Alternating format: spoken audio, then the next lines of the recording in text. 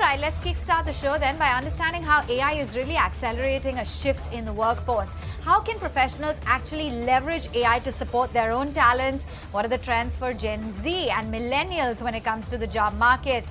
And how can you spruce up your LinkedIn profile? Joining in right now is Dr. Karen Kimbrough. She's a chief economist at LinkedIn to answer all of this and lots more. Thanks so much for taking time out, Karen.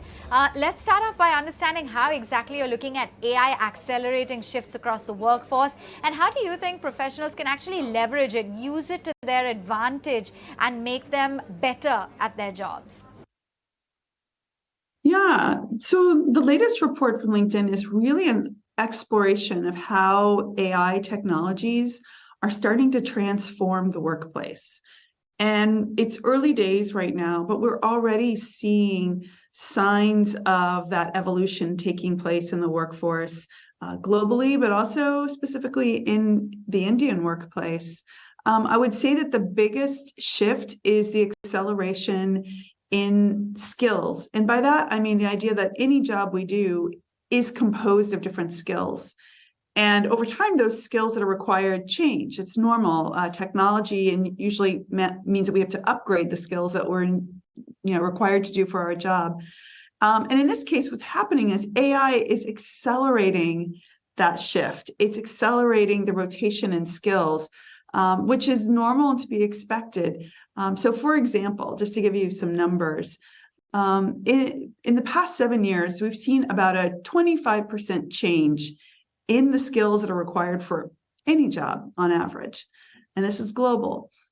With AI, we now think that pace of change in skills that are required for roles is going to accelerate. So if you push forward to 2030, whereas we thought before, maybe skills would change up to as much as 60%, we now think it's 65%. So we're looking for almost a 65% rotation in the skills that are required for any role, just as a result of all the underlying technological advancement that we're seeing. So how exactly do you think, Karen, the rise of AI is impacting the global and in particular the Indian job market? Because, including the job listings requiring AI skills, the speed at which as well professionals on LinkedIn are adding their AI skills to their profiles must be pretty phenomenal. There's been a really amazing shift in response to this. For example, just this wave of AI that we're in. I mean, we're really in a new era for AI, if you think about it. And we're seeing the workplace respond to it in different ways, in different fashions. So, for example, employers are already starting to look for more AI talent because they're trying to figure out how do they incorporate this technology into their processes and their operations? How do they find ways to make their workforce more efficient and productive?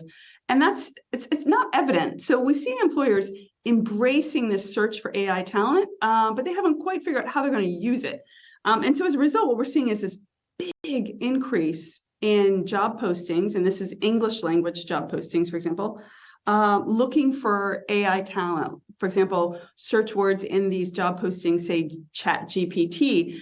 And we've seen this literally 21 times increase in the number of job postings that are looking for these types of AI skills, generative AI and AI, since November. So just in, say, the last 7-8 months, this 21 times increase in employers looking for this talent.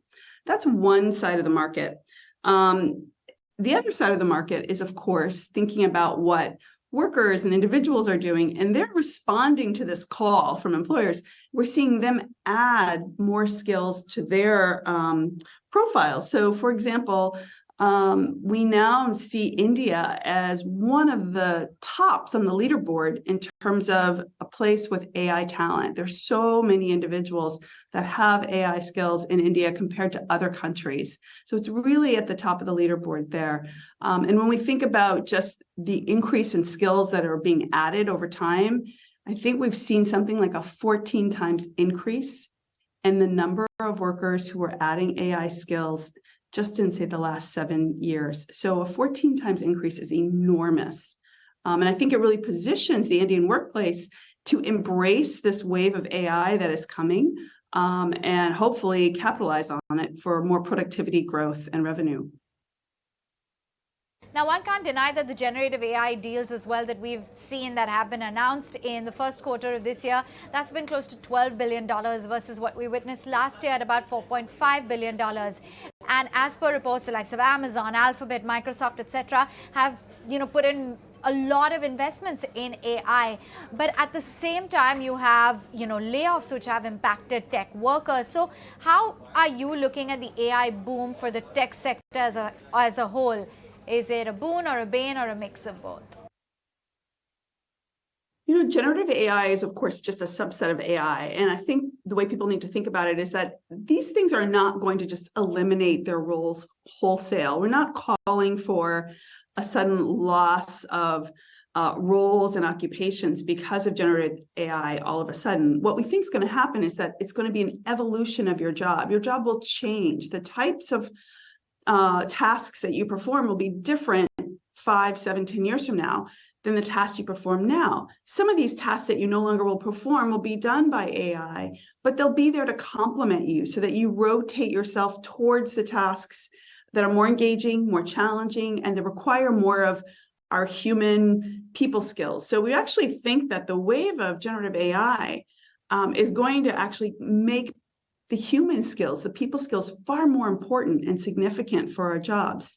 And many of the more routine, mundane skills will be those that we ask AI technologies to at least perform in part for us. And we're still going to be relying on our domain expertise, our empathy, our ethical judgment for making trade-offs. All of those things are skills that we cannot right now ask of AI and expect AI to do perfectly. These are things that humans need to do. So I actually think that the wave of generative AI is actually going to move to the forefront the importance of actual human skills. And just to scratch that point further, the kind of layoffs that we've seen in the job markets in the first half of the year has been fairly alarming. Are you seeing a trend of the overall hiring slowing down and tech especially being hard hit? What does your data point suggest? Globally, the tech sector has taken a hit. It's no question about it. But what I think you're going to find is there's actually a lot of excitement now and innovation around AI, around generative AI. And it's just a function of us going through a normal business cycle. There are, unfortunately, always layoffs in all sectors. But what I think we're expecting to see is with this new era of AI, a lot more opportunities for roles to actually expand, new roles to be created. And of course, it's inevitable that we'll see people change jobs and move around. That's actually a sign of a healthy labor market, to see people change jobs, try new things, get new opportunities and experiences. That's actually the sign of a very healthy labor market.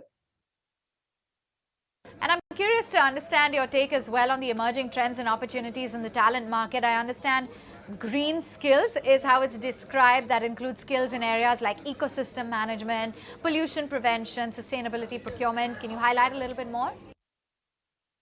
Yeah, I love talking about green skills because it's really the tip of the spear of what's to come. The green skills are skills. Let me just explain. Green skills are skills that really involve understanding things around climate change, sustainability.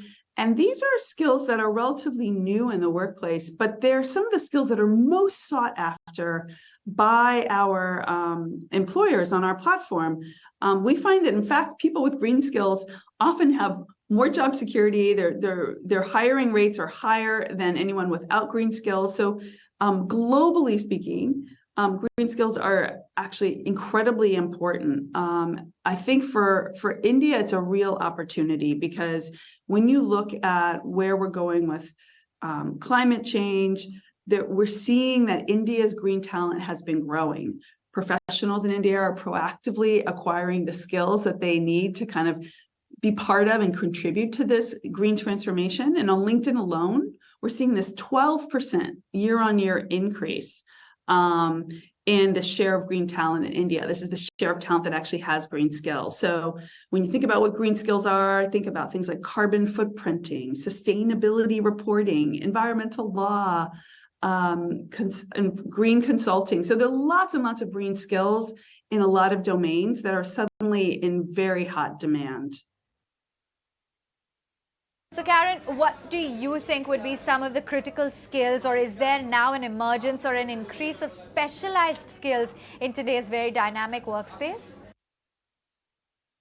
We do. We see a lot of demand for specialized skills. So when I say specialized skills, what I mean are things that might be professional skills. They might be a combination of both skills you get from experience, like leadership, management, communication. Those are always at the top at LinkedIn of the most in-demand skills. But specialized skills can also be those professional skills that are in your domain for whatever your role is. I'm an economist, but a journalist will have different skills. And so those specialized skills actually become more important as we leverage technologies to do, say, routine or mundane tasks. We're going to be leaning into these specialized skills even more. One of the things that you often hear are that young people are worried that technology is going to remove them from the workplace. They won't have an opportunity to learn up and train because, say, for example, AI might be doing something that they would otherwise be learning to do. And I don't think that's the case. I think Gen Z really should feel enthusiastic about the opportunities to acquire these skills, whether they're green skills, specialized skills, or even AI literacy skills to empower them to go through the labor market. Sure, and are there any other interesting findings that you can highlight in the report? The most interesting thing that I see in our report is that when we look at where AI skills are, we actually see them spreading throughout the economy. They are not clustered solely in the tech sector, which is what you might expect. We're seeing employers in different sectors looking for AI and generative AI skills. So think, for example, financial services or retail, manufacturing. There's so many different sectors of the economy that are now starting to try to evaluate how can they incorporate AI in a way that makes them more productive, makes them expand their revenue streams, makes them more efficient. And so I think the future is not that AI is sitting solely within one sector, but it's going to be across all sectors. And what are the trends when it comes to Gen Z and millennials? Is there a lot of job hopping, switching from one place to another? There's always a lot of job hopping with younger workers. That's normal. They tend to explore and experiment more in their careers at the early stage. But what we're seeing is that Gen Z and millennials are increasingly looking for opportunities that align with their values. So, for example, 87% of professionals in India actually believe that it's now more important than ever to work for organizations who demonstrate values that align with theirs. And so that really tells employers something about it's not that you just want to sort of virtue signal, but if you really do have a company that stands for something, it's worth noting it. It's worth sharing that perspective because you will attract workers that are more engaged, more willing to stay and invest in your company because they align with the values that you're sharing. So when we look at Gen Z overall, what we see is that Gen Z and millennials really believe in fostering, for example, workplaces that are equitable and inclusive. They really like simple and clear communication. And they can get really, really frustrated with overuse of jargon, for example, or communication that seems inefficient or non-authentic. So those are some of the things that we see when we look at our Gen Z workers. But yeah, they do transition from job to job more. But I think as they get older, they settle down. That's been the trend since forever, that people will kind of settle down into roles and transition less frequently as they get more experienced. And since I have you with us, I have to ask, what are the top ways, according to you, that someone can actually spruce up their LinkedIn profile? Oh, I'm glad you asked, Iman. There's so many great ways to spruce up your profile. The first one is actually to update your picture, which I will be doing very shortly. But you can also, spotlight your skills. What are the skills that you have that really are unique to you? Highlight any experiences you have, and don't forget to think about things not outside your career. It could be things that you do on the side, and include some kind of good summary, just a couple of sentences that just share who you are and what you're about. And then finally, make sure that your about section, when you define your own language, write it for the person that you are today, and really try to reflect who you are. So it's really important that that profile captures exactly the right tone of what you're looking for: professional, but engaged, open, constructive. Well, yes, a very important news coming.